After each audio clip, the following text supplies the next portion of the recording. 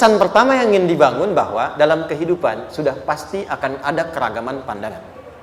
Dan yang kedua, yang tidak normal, keragaman pandangan itu boleh jadi melahirkan tindakan-tindakan yang kontraproduktif. Mungkin akan mendapatkan celaan. Allah dicela, malaikat dicela, Rasul dicela, Nabi dicela, sahabat dicela, tabi'in dicela, ulama dicela.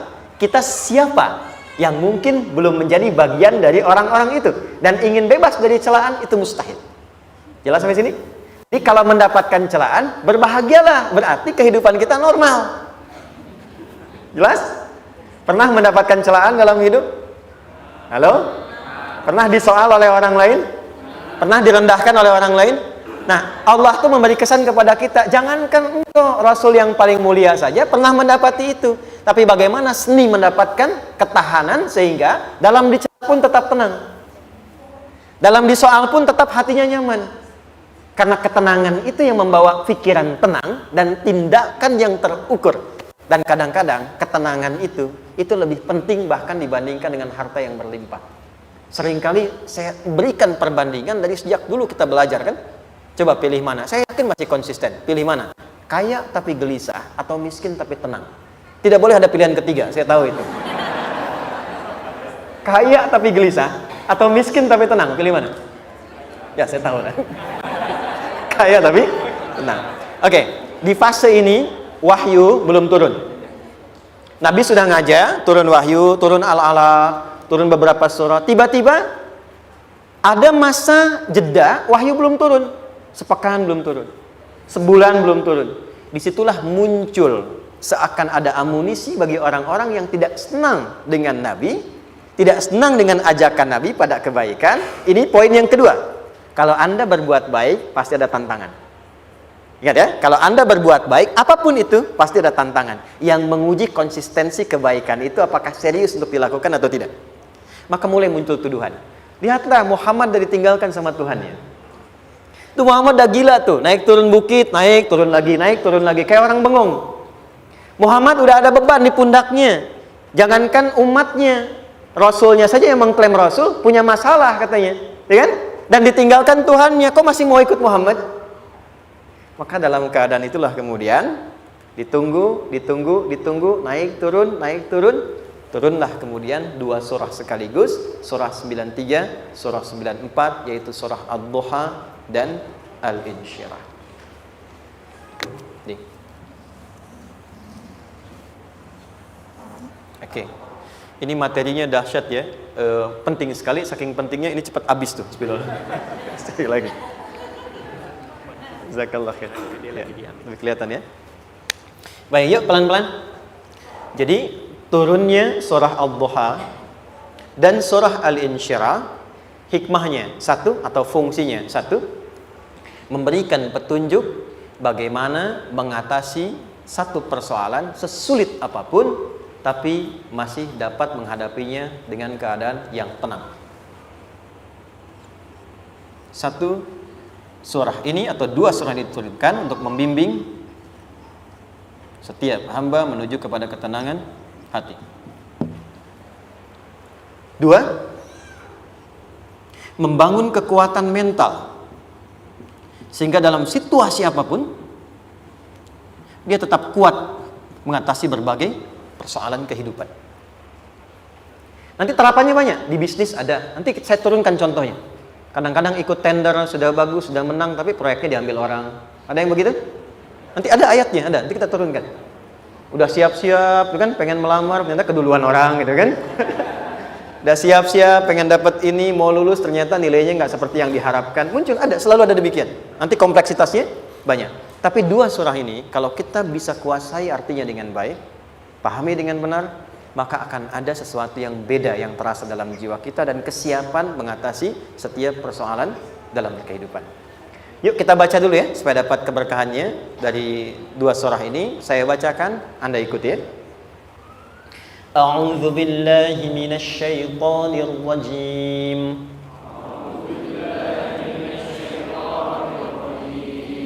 Bismillahirrahmanirrahim. والضحى والليل إذا سجى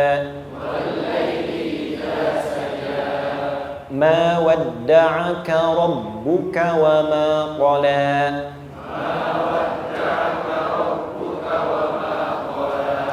ما ودعك ربك وما قلى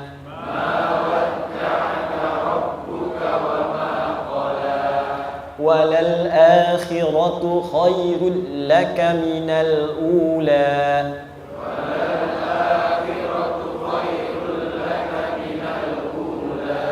ولسوف يعطيك ربك فترضى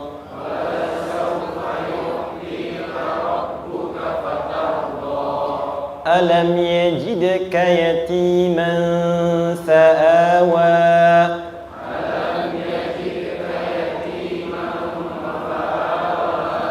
ووجدك ضالا فهدى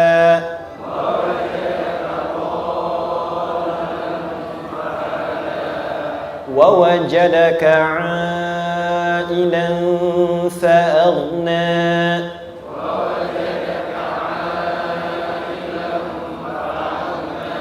فأما اليتيم فلا تقهر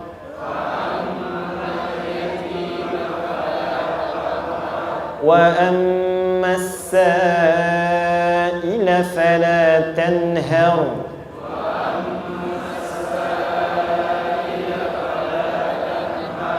وأما بنعمة ربك فحدث.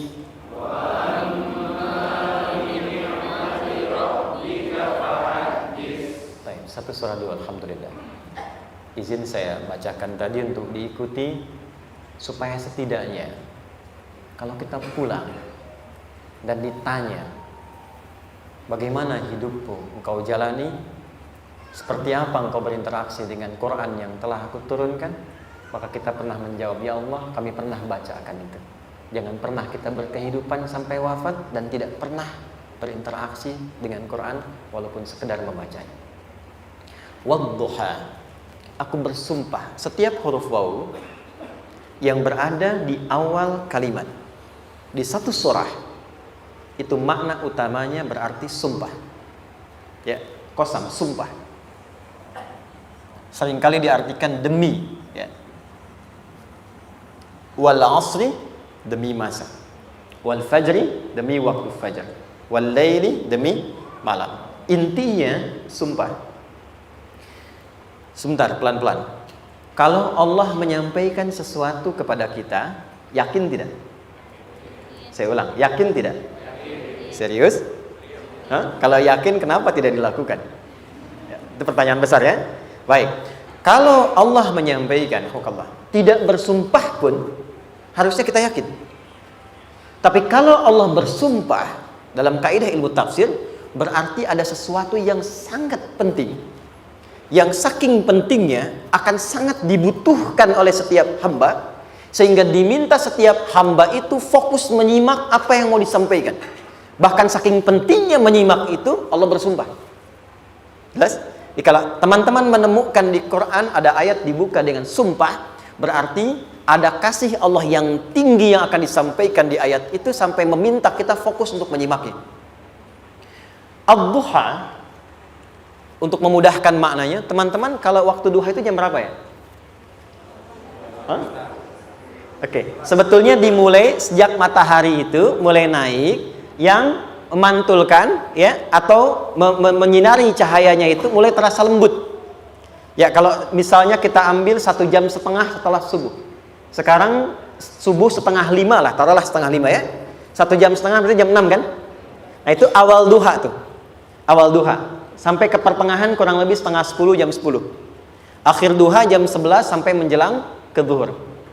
Awal duhanya disebut dengan syuruk namanya. Syuruk. Jadi syuruk itu awal duha. Kalau sudah jam 6 ada cahaya matahari ya. Enak nggak ke tubuh kita itu? Nyaman nggak? Jam 8 enak nggak kalau berjemur ya? Jam 9 enak ya? Nah, Ini kata kiasan dalam bahasa Arab. Kalau kita merasakan sesuatu yang enak, nyaman, memberikan manfaat yang banyak, itu orang Arab sering memberikan kiasan dengan waktu-waktu tertentu. Di antaranya duha.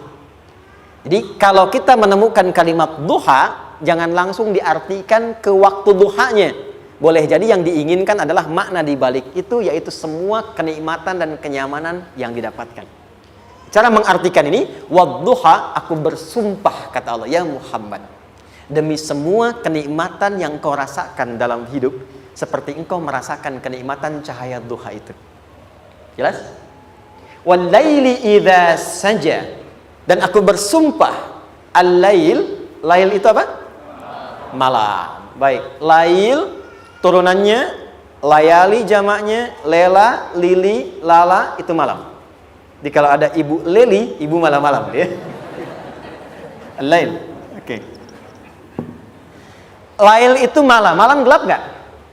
Gelap. Tapi kalau gelapnya gulita, tidak ada cahayanya, gelap betul gitu. Gelap ya. Misalnya sedang kita dapati misalnya satu momentum padam lampu, padam semua, dan pas gerhana misalnya gelap sekali.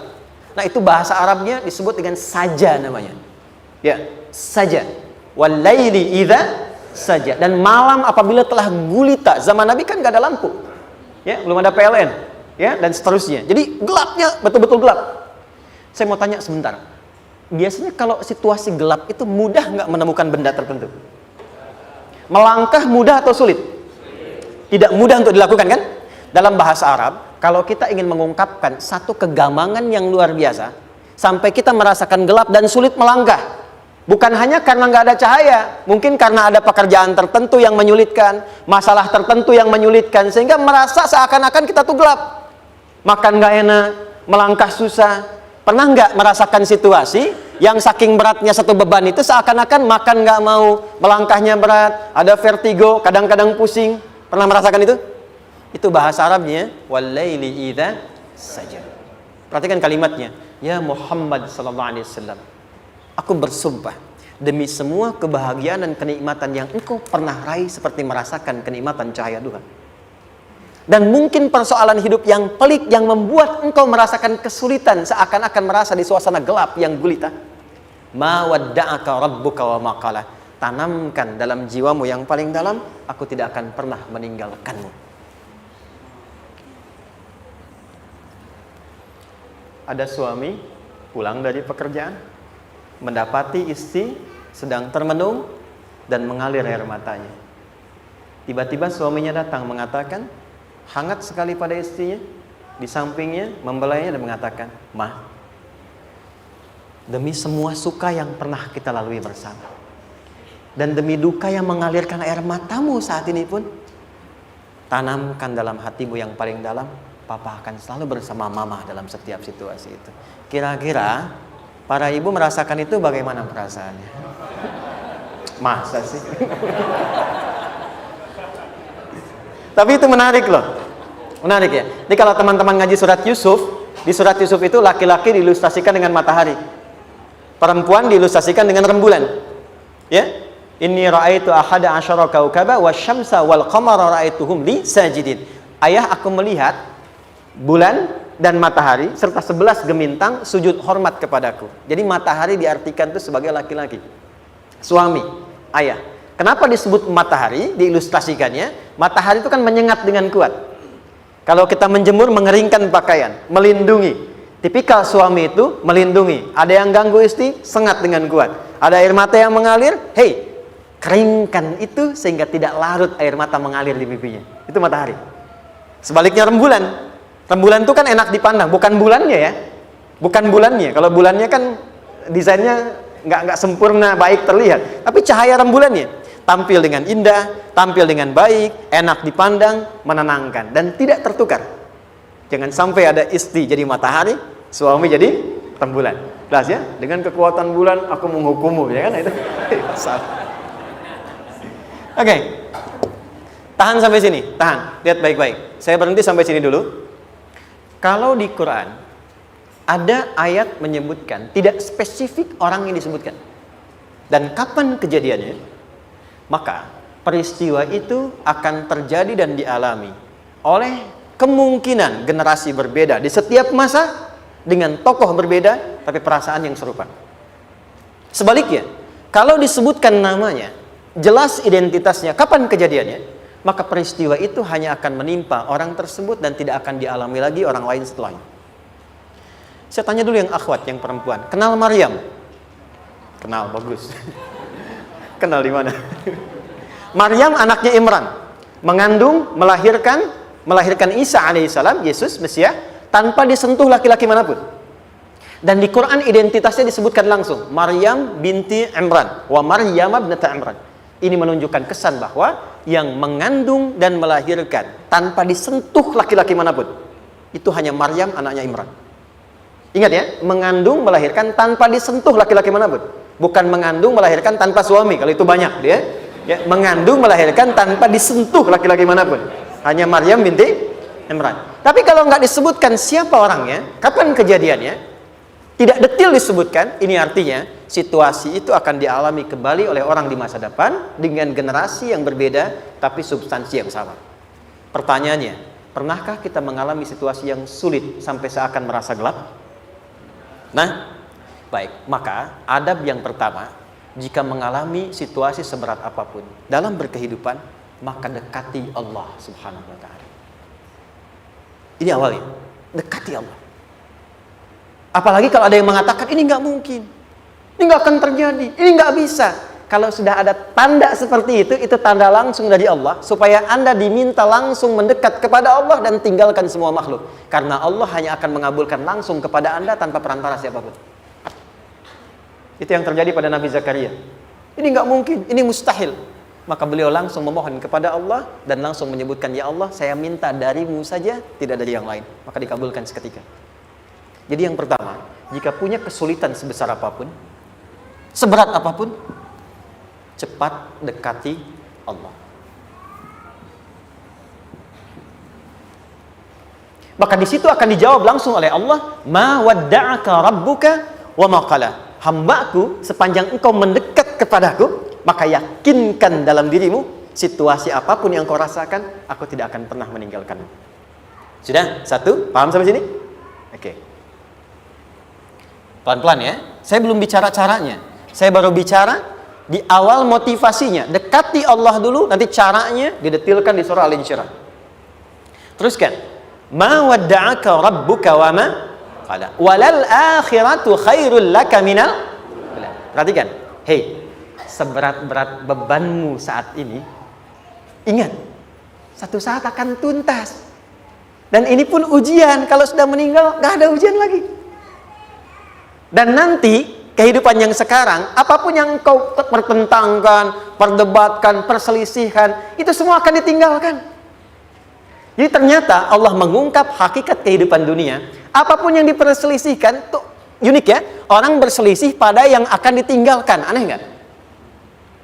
Ada orang berebut makanan, kan? Rebutan sampai berkelahi dan sebagainya. Pada akhirnya, makanan yang diperebutkan itu pun akan ditinggalkan. Yang ini meninggal, itu meninggal. Jadi memperebutkan sesuatu yang pada akhirnya akan berakhir. Kata Allah, Allah sampaikan, jika Anda mengalami situasi, sesuatu yang mungkin membuat berat, tanamkan pada jiwa kita, hei, yang aku kejar-kejar ini, boleh jadi aku akan tinggalkan juga. Kenapa aku harus menangisi dan larut pada sesuatu yang tidak abadi? Maka Allah hibur kita dengan mengatakan, kamu tenangkan diri dulu. Semua yang kamu pikirkan sampai membuat kamu berat begini, pada akhirnya kamu tinggalkan. Dan yang abadi itu akhirat. Walal akhiratu khairul laka minal. Dua, pelan-pelan sikapi setiap masalah dengan proporsional. Jangan terlalu larut dalam sesuatu. Dapat job satu, pengen, udah siap, kontraknya besar, tiba-tiba hilang. Dipikirin, Anda mikirkan itu pun gak akan balik. Proporsional aja dulu. Ya, nanti caranya akan turun nanti di Al-Insyirah. Tenangkan diri dulu. Prasangka baik kepada Allah Subhanahu wa ta'ala. Boleh jadi apa yang Allah ingin berikan sebagai pendahuluan sekarang belum sampai kepada kita karena Allah menyiapkan yang lebih baik di balik itu. Kita belum tahu ada apa di balik itu sehingga kita tidak dapatkan itu. Sehingga kemudian Allah katakan walal akhiratu khairul laka minal. ula. Teruskan. Wala saufa yu'tika rabbuka. Pelan-pelan. Orang yang punya sikap seperti ini itu cenderung lebih dekat mendapatkan ridha Allah dibandingkan dengan orang-orang yang larut dalam kesulitan. Orang yang move on dengan setiap persoalan dalam kehidupan, cepat berpikir secara proporsional, tidak menggantungkan hidupnya pada persoalan tertentu sehingga membuat dia menjadi beban, itu lebih mendekatkan dirinya kepada ridha Allah dibandingkan dengan orang yang meratapi persoalan hidupnya. Ya. Pelan-pelan. Jadi spiritnya, kalau punya masalah apapun, jangan dilarutin terus. Gak usah diratapi, cepat move on. Berpikir lagi, rencanakan lagi. Nanti, detailnya ada di Al-Insyirah. Tapi poin besarnya, janji Allah mengatakan, kalau Anda bisa move on, proporsional, maka yang dijanjikan oleh Allah, di situ Allah percepat datangnya ridha Allah subhanahu wa ta'ala. Kalau ridha Allah sudah datang, maka akan dua yang diberikan. Pertama kali, ketenangan di dalam jiwa, dan yang kedua, kemampuan untuk berikhtiar lebih baik mencapai apa yang diinginkan. Satu, kalau ridha Allah sudah diberikan pada seorang hamba, yang pertama diberikan ketenangan dalam jiwa. Bukan dunianya dulu. Bukan apa yang Anda ingin harapkan dulu. Pengen sesuatu, ya, pengen materi, pengen kedudukan, pengen lulus anaknya ujian, ya kan? Tiba-tiba terjadi sesuatu, diratapin, alih-alih meratap, alih-alih membuat status, alih-alih menyulitkan diri, kata Allah, terima dulu proporsional. Setelah itu dekatkan diri kepada Allah, turun ridha Allah, begitu turun yang pertama diberikan ketenangan kepada hati. Tenang dulu. Kalau sudah tenang, nanti dibimbing menyelesaikan apa yang sedang dihadapi itu. Itu poin yang ketiga. Pelan-pelan. 4. Kita masuk ke detail sekarang. Perhatikan baik-baik. Ini yang paling menarik. Alam yajidka yatiman fa'awa. Muhammad SAW, bukankah dulu engkau yatim? Punya banyak masalah? Aku selesaikan juga. Ayahmu meninggal sebelum lahir, ada ibu. Ibu meninggal, ada kakek. Kakek meninggal, ada paman. Ya kan? Ada teman yang menemani Sayyidah Khadijah, teman yang setia, semua kebutuhan tersedia.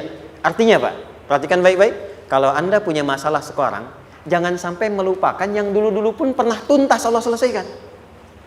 Jadi kalau sekarang sedang punya persoalan, jangan sampai satu masalah ini membuat Anda kehilangan harapan dan kehidupan. Sementara Anda sadar, dulu pun banyak masalah kok selesai juga. Kenapa dengan yang satu ini kita harus jatuh? Sekarang usia berapa? 20, 30, 40, 50. Sekarang usia 50 tahun, ada masalah, baru 5 menit datang, sudah merasa jatuh. Yang 50 tahun ke belakang yang banyak selesai itu kita nilai atau tidak? Maka kata Allah, seperti yang dulu pernah aku selesaikan ribuan masalah itu, yang sekarang pun mudah aku tuntaskan. Jelas? Nah, secara psikologi, orang-orang yang selalu bertindak seperti itu akan selalu punya harapan lebih tinggi untuk menyelesaikan persoalannya. Jadi kalau sedang punya masalah, pikirkan yang dulu juga selesai, masa yang sekarang nggak selesai. Itu prinsipnya. Secara psikologis demikian. Jelas ya? Oke. Wa wajadaka dhallan fahada. Muhammad, dulu engkau pernah mengalami melihat masyarakat banyak berbuat yang tidak baik, aku berikan petunjuk. Kuncinya fahada di situ. Orang yang punya motivasi kuat dan keyakinan untuk bisa menyelesaikan persoalannya, maka dia akan lebih cepat mendapatkan petunjuk Allah untuk mendapatkan solusi terbaik. Ada sini. Saya agak cepat ya, mohon izin. Wa wajadaka 'ailan fa'aghna. Bahkan, maaf, bukan sekedar selesai, kalau perlu saya bikin kaya, kata Allah. Aghna itu kalau ilmunya luas. Kalau harta, hartanya banyak. Kalau kedudukan, kedudukannya tinggi. Hei, engkau yang sedang mengejar kedudukan, aku tahan sebentar karena ada yang nggak bagus untukmu di sini. Tapi kalau kamu terima, aku angkat itu lebih daripada apa yang kamu harapkan. Kamu pengennya bintang 2, aku naikkan sampai bintang 4. Kalau perlu 5 sekalian. Hei, kamu yang ingin kampus di sini, aku tahan. Bahasa kamu nggak lulus, kamu nangis, kamu mengadu, kamu datang pada orang tuamu. Orang tua mulai protes, mulai curhat, macam-macam. Terima dulu. Mungkin di sini ada yang tidak baik, seperti doa ibumu yang sering memohon, ya Allah, jangan sampai anakku berbuat yang salah. Jangan sampai terjebak narkoba. Jangan sampai terbawa tawuran. Di sini ada yang kurang tepat untukmu. Kalau kamu ridha, kamu terima, kamu proporsional, bahkan aku pindahkan ke kampus yang lebih baik yang tidak kamu bayangkan sebelumnya. Di orang-orang yang selalu menerima apa yang Allah ujikan dan ridha dengan itu, maka Allah akan angkat derajatnya bahkan melebihi ekspektasi dirinya. Paham? Kalau sudah seperti itu, maka lihat ujung ayatnya. Lihat ujung ayatnya. Fa ammal yatima fala taqhar. Hei, maka jangan pelit berbagi kepada orang lain. Share. Kalau sudah sukses, share. Berbagi, bukan hanya materi, bagi ilmunya, ya, bagi kebahagiaannya.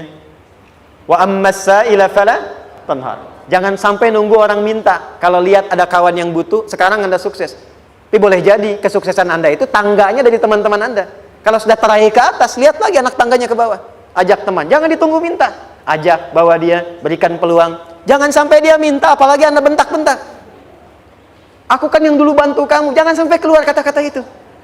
Kamu bisa naik di atas karena aku kan yang dulu bantu kamu. Kamu bisa jadi pemeran utama karena aku yang rekomendasikan. Karena aku yang dorong kamu, misal. Jangan sampai keluar kata-kata itu. Apalagi langsung keluar, tidak. Ini karena ilmuku saja misalnya. Kalau itu bisa dilakukan dengan baik, lihat ujungnya.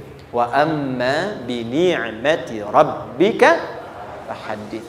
Maka semua nikmat yang dirasakan akan mudah untuk diimplementasikan dan disyukuri. Jadi semua nikmat itu bukan cuma dirasakan. Jadi membagi semua nikmat itu adalah rasa terbaik untuk menikmatinya. Maaf ya, Anda kalau punya makanan, dimakan sendiri. Dengan dibagi sama-sama, kira-kira rasa nyamannya yang pertama atau yang kedua? Kedua. Makan sendiri, enaknya sendiri kan? Tapi ketika ada teman berbagi dan tahu, oh enak ya, nyaman ya, ada kebahagiaan, ada ngobrol, ada tertawa, ada kebersamaan, itulah inti nikmat yang sesungguhnya. Wa amma bi ni'mati rabbika. Ternyata masalah yang diberikan bukan ingin memberikan beban, tapi ujungnya, endingnya supaya Anda bisa mendapatkan nikmat berkualitas yang bisa dibagi. Lihat surat Ad-Duha itu jangan cuma lihat awalnya, lihat ujungnya. Ternyata ketika seseorang mendapat masalah, seberat apapun, itu bukan ingin membebani, tapi ingin meningkatkan kualitas hidupnya supaya mendapatkan nikmat yang lebih besar dan merasakan nikmatnya itu dengan berbagi. Itu poinnya. Jadi kalau sampai sini kita paham, dan kita beri nama misalnya dengan fikih ujian, jadi kalau desain ujian ini sistematikanya kita pahami, maka tidak ada alasan untuk mengeluhkan persoalan. Jadi melihat masalah itu bukan sebagai beban, pada akhirnya melihatnya sebagai tangga untuk mencapai kebahagiaan. Jelas sampai sini? Baik, kalau sudah seperti ini, ingin punya masalah atau tidak ingin punya masalah? Tidak. Ingat ya, jadi kalau anak pulang bawa masalah, dilihatnya jangan beban. Oh, Allah ingin menaikkan kualitas pada anak saya, yang dengan itu menjadikan ia mendapatkan nikmat yang belum pernah didapati. Kalau rumah tangga sedang ada masalah, jangan banyak diperseterukan, tapi direnungkan sejenak. Oh, Allah ingin meningkatkan kualitas rumah tangga ini, sehingga kita bisa mendapatkan nikmat yang tidak pernah didapati sebelumnya. Makanya nikmat berumah tangga itu yang terbesar, selalu bertambah ketika menyelesaikan masalah. Silahkan cek. Kalau sedang ada masalah, berseteru kan? Tapi setelah selesai, kan jadi lebih nikmat ya? Ya? Lebih senang lagi, lebih cair lagi, lebih bahagia lagi, lebih mendukung lagi. Ternyata ada nilai-nilai kebaikan yang tersimpan yang belum disadari sepenuhnya. Pertanyaannya, kadang-kadang mudah diucapkan, tapi tidak mudah mempraktekkan. Bagaimana itu semua bisa ditempuh dengan baik, sehingga ketika mengalaminya, kita bisa tenang menghadapinya. Maka turunlah surah Al-Insyirah. Saya cepat.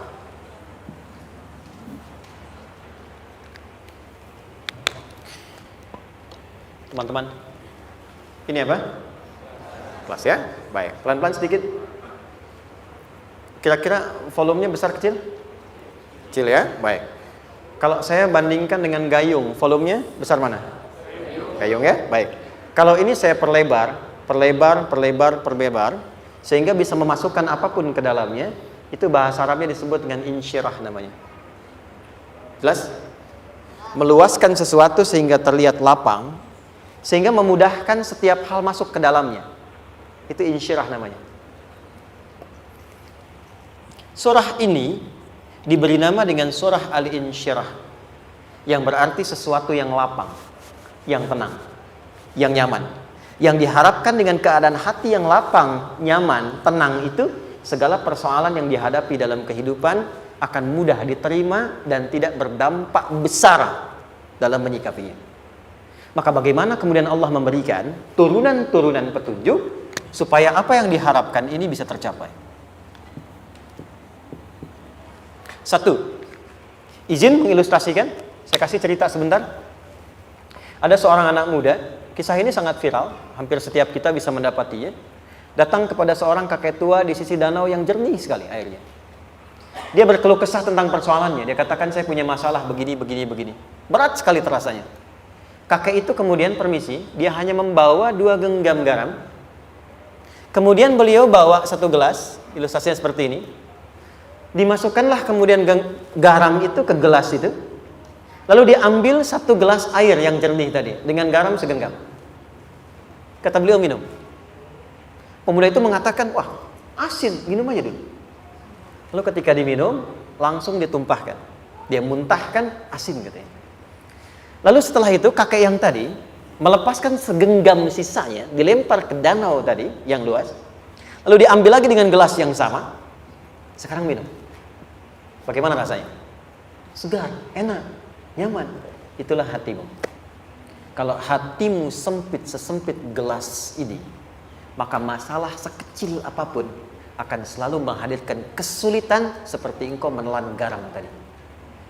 Tapi kalau hatimu luas, sebesar apapun masalah, tidak akan pernah berdampak pada dirimu kecuali engkau mampu menyusun rencana untuk mengatasinya. Kelapangan hati yang membuat diri kita mampu menerima persoalan apapun, itu yang disebut dengan insyirah. Makanya dulu tahun 90-an ada sinetron Hati Seluas Samudra gitu ya. Saya pernah tahu itu. Sama anaknya diapa-apain juga, masih aja ya menerima gitu. Dulu siapa ya? Jeremy Thomas dan lain-lain ya. Saya kira ada itu. Ya, saya kira itu ya. Saya pernah lihat sejenak ya. Saya jarang-jarang nonton itu. Pernah lihat aja. Saya senang riset. Jadi kalau riset itu ada riset dakwah, ada riset materi. Saya teman-teman yang musik gitu ya. Saya tidak terlalu dekat dengan musik karena saya di Quran gitu. Tapi untuk mengetahui hukum musik itu bagaimana, saya riset. Sampai ke notasi saya tahu. C, D, F, G, A, B, C, G, A, B, C, D, F, G, D, F, G, A, B, C, D, A, B, C, D, F, G, A, F, G, A, B, C, D, E, B, C, D, E, F, G, A, B, F, G, A, B, C, D, A, F, C, D, A, B, G, A, B, C, gitu kan ya? Ya, tapi kalau diminta piano, gitar, ini saya nggak bisa. Ya, tapi untuk menentukan hukum, nah kita bisa paham gitu. Misalnya boleh nggak baca Quran pakai langgam Jawa gitu kan? Nah, hukumnya apa? Nanti dari teori itu muncul. Ya, paham ya? Nah, oke, balik sini. Perhatikan baik-baik. 1, saya agak cepat. Ini ditafsir langsung turun Al-Insyirah. Yang pertama, alam nashrah laka sadrak wa wada'na anka wizrak alladhi anqadha dhahrak. Tahan sampai sini dulu, 3 ayat. Saya mulai dari ayat kedua dan ketiga. Perhatikan baik-baik. Wa wada'na anka wizrak alladhi anqadha dhahrak. Artinya apa? Artinya satu beban yang diletakkan di pundak yang berpengaruh kepada semua bagian tubuh. Kita pernah melakukan atau melihat yang angkat beban ya? Beban kan semakin berat diangkat, semakin terasa ke bagian-bagian tubuh ya, ke semuanya. Nah, itu namanya wizrak alladzi anqadha dhahrak. Beban yang dipikul yang berat sekali sampai semua merasa. Makanya jadi satu ungkapan dengan mengatakan dia sedang memikul beban yang sangat berat. Sampai kepalanya pusing, tidur nggak nyaman, miring kanan, miring kiri. Itu namanya ya alladzi anqadha dhahrak. 1. Saya percepat, akan ada satu masa dalam hidup setiap hamba merasakan satu persoalan yang seakan-akan beban berat yang dipikul sampai merasa kesulitan dari ujung kepala sampai ujung kaki. Siapapun itu. Jujur ya, setiap kita tanyakan pada diri sendiri. Setiap kita yang ada di sini, saya yakin pasti pernah atau bahkan akan mengalami satu peristiwa yang merasakan beban berat sampai seakan-akan ujung kepala sampai ujung kaki merasakan sakitnya. Ada yang sudah mengalami atau bahkan nanti akan ada yang melalui. Perhatikan baik-baik. Teruskan ayatnya. Wa rafa'na laka. Perhatikan. Kalau ada yang sedang merasakan itu, yakinlah kata Allah, pada saat itu sesungguhnya Allah sedang mengangkat derajatnya dan meningkatkan kualitas hidupnya untuk mencapai sesuatu yang istimewa yang belum pernah diraihnya. Dari sini kita buat persamaan. Ujian. Perhatikan. berbanding lurus dengan harapan, banding lurus dengan solusi nanti pada akhirnya. Fokus. Lulus di sini, insya Allah setiap persoalan akan lebih mudah untuk diatasi. Ujian, seberat apapun yang sedang kita alami, tidak akan pernah diberikan kepada kita oleh Allah, kecuali ternyata hikmahnya untuk mengabulkan harapan-harapan besar yang sebetulnya kita mintakan. Jujur ya, setiap kita kan sering punya permohonan ya, sering berdoa ya, ya Allah minta ini, minta itu, minta ini, minta itu, gitu kan? Nah, cara Allah mengabulkan harapan kita itu, yang pertama, jalurnya lewat ujian. Karena semua kesuksesan itu, desain dasarnya adalah melewati ujian. Coba, anak-anak kita yang sedang sekolah itu, apa mungkin di wisuda dengan penuh kebahagiaan kalau nggak mengalami ujian? Lewat ujian dulu kan? Dia belajar dulu, ujian dulu, ngatasin soal dulu, lulus, baru wisuda. Apakah mungkin akan dapat IPK 4 yang diharapkan kalau tidak mengalami ujian? Belajar dulu, ya kan? Ada waktu, sempat dia bangun malam, siang, dan seterusnya, belajar, keringat, dan sebagainya, baru bahagia kan? Dan ternyata belajar itu untuk di wisuda. Sebab kalau kita tidak belajar, mustahil dapat wisuda. Kalau tidak lewat ujian, mustahil dapat ijazah. Karena ternyata harapan itu, hukum dasarnya dalam berkehidupan, bisa diraih dengan melewati ujian. Ini poinnya. Jadi mohon, kalau sedang mengalami sebuah peristiwa, dan kita harus menghadapi itu, coba renungkan, sebetulnya pernah berdoa apa sampai kita mengalami itu, sehingga dengan jalan itulah sebetulnya Allah ingin mengabulkan harapan yang dulu pernah kita mintakan. Jelas? Oke, satu.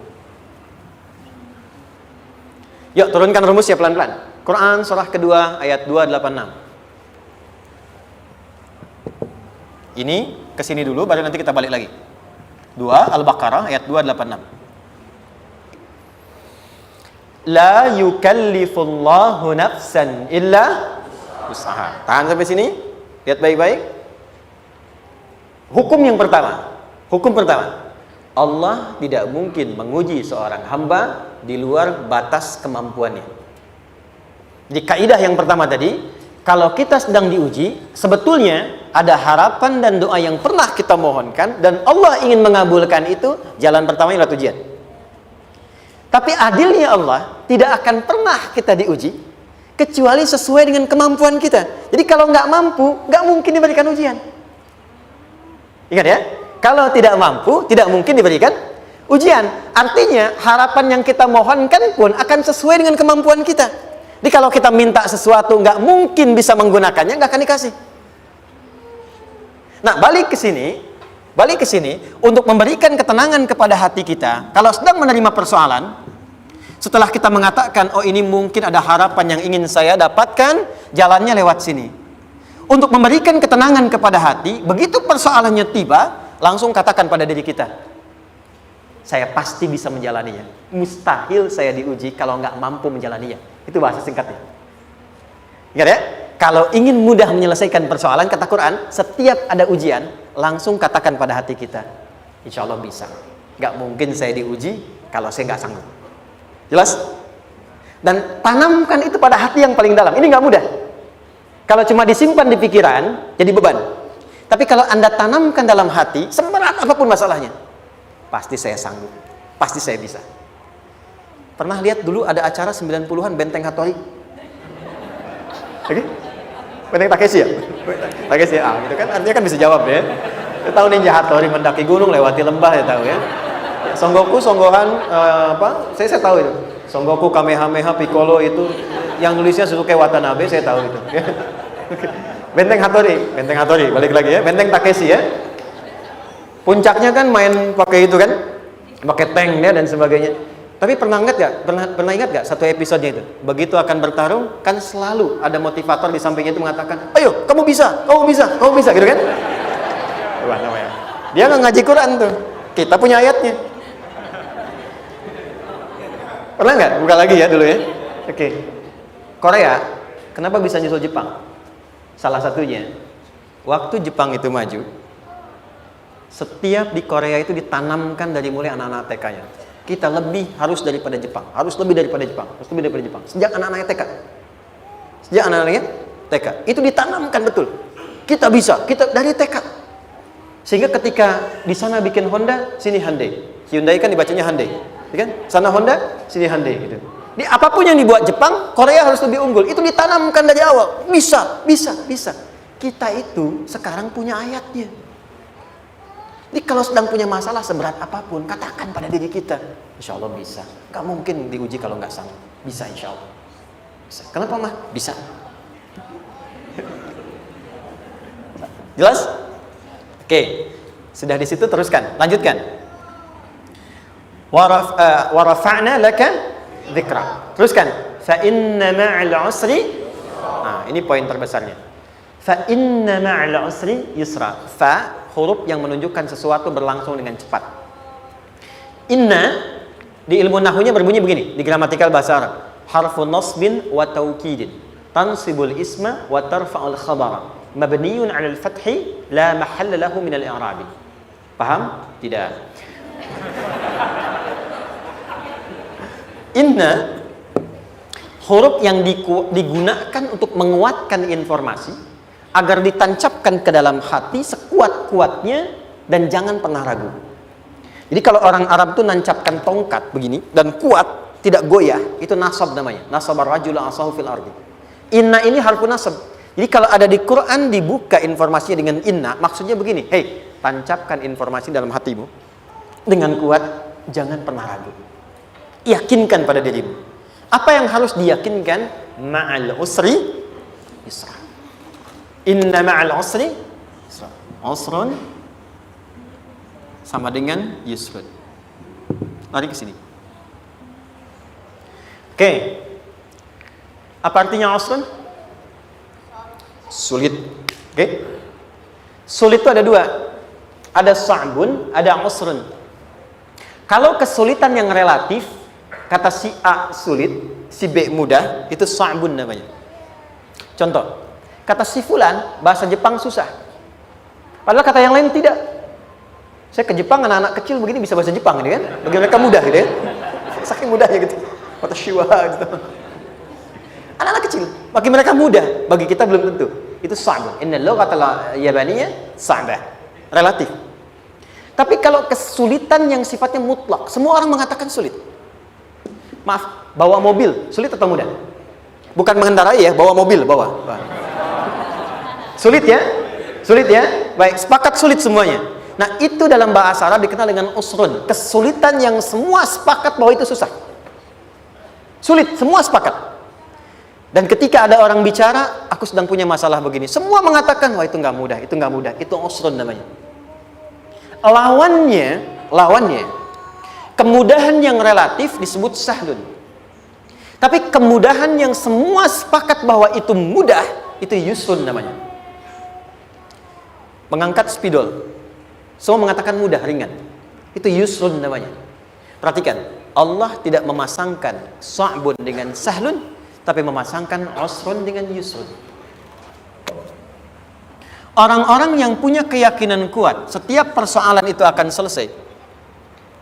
Dan dia mengatakan pada dirinya, aku bisa melewatinya. Maka, perhatikan kalimatnya kata Quran, inna ma'al usri yusran. Sesulit apapun masalah yang sedang dia alami, maka Allah akan datangkan solusi semudah-mudahnya yang bisa dia nikmati. Dengan kata lain, kalau kita bawa ke bahasa psikologi, kalau sedang menghadapi persoalan seberat apapun, selain kita mengatakan, ini pasti bisa saya lalui, saya insya Allah sanggup mengatasinya, katakan pada diri kita, ini pasti selesai. Pasti ada solusinya, pasti mudah. Katakan, walaupun memang solusinya belum datang, tapi tenangkan pada diri kita dengan mengatakan, inna ma'al usri yusra. Bahasa psikologinya, katakan pada diri kita, ini pasti selesai. Gak mungkin gak selesai, pasti ada solusinya, pasti mudah. Itu lebih memberikan harapan pada diri kita untuk menuntaskan persoalan dibandingkan dengan meratapinya. Jelas? Teruskan. Fa inna ma'al usri. Kalau masih ragu kata Allah, katakan lagi sekali lagi. Sampai hati kita merasa nyaman.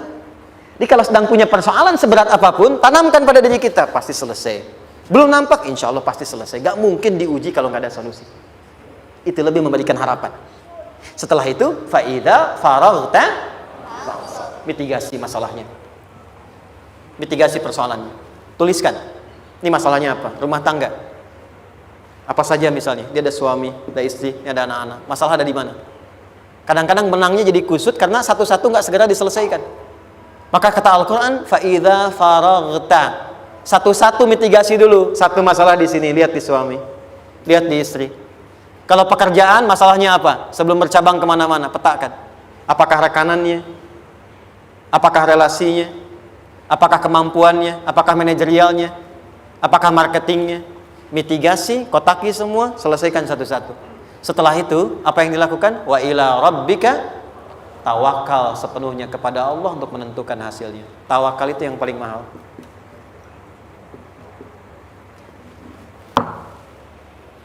Anda kalau nggak punya kepasrahan, stres.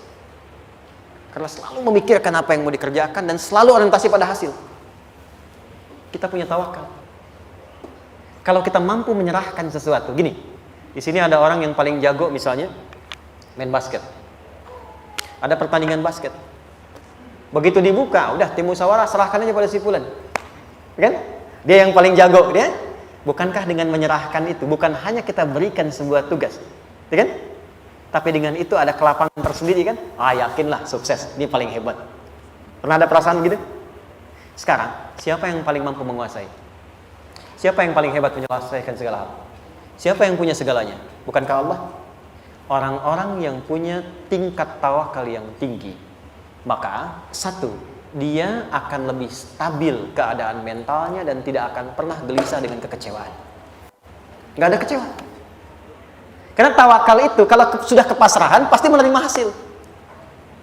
Kalau sudah tawakal, terserah Allah tetapkan apa saja. Mau dapat sekarang, dapat besok, dapat nanti. Puncak yang paling tinggi, tugasmu hanya berikhtiar semampu yang bisa dilakukan. Selanjutnya, biarkan Allah menetapkan apa yang menjadi bagian dari maslahat kehidupan kita. Saya tutup. Cara Allah menjawab harapan kita ada 3. 1. Memberi langsung apa yang kita mintakan. 2. Menunda itu sampai kita siap menerimanya. 3. Mengganti apa yang kita inginkan dengan apa yang kita butuhkan. Saya ulang ya. 1. Memberi langsung apa yang kita mohonkan. Misal, ya Allah saya ingin A misalnya, anak saya pengen ke ITB. Tapi nggak mungkin tiba-tiba langsung masuk ITB kan? Pasti lewat ini dulu kan? Ada ujian dulu, ikut tes dan seterusnya diterima sesuai. 2. Kadang menunda sesuatu sampai dia sanggup menjalaninya. Anda punya anak usia 5 tahun, pengen diberikan motor. Anda mampu untuk memberi motor, dikasih nggak? Tidak.